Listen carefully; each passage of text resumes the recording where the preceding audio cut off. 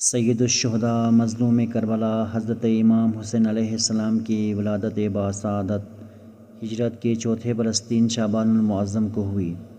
جب رسالت مآب حضرت محمد مصطفیٰ صلی اللہ علیہ وآلہ وسلم کو آپ کی پیدائش کی خوشخبری سنا دی گئی تو آپ تشریف لائے اور نومولود کو گود میں لے کر دائیں کان میں اذان اور بائیں کان میں اقامت فرمائی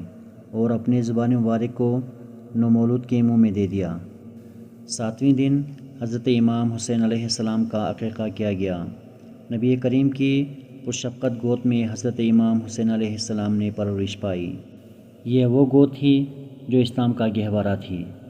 اور حسنین علیہ السلام کی تربیت کا گہوارہ بنی۔ دوسری طرف علی مرتضیٰ علیہ السلام جو اپنے عمل سے خدا کی مرضیوں کے خریدار بن چکے تھے، ایسے والد کے زیر سایہ حضرت امام حسین علیہ السلام پرورش پا رہے تھے، اور والدہ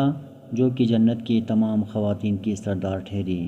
ان کے دامن عفت مآب کی خوشبو آپ کے کردار و عمل میں رش بس چکی تھی۔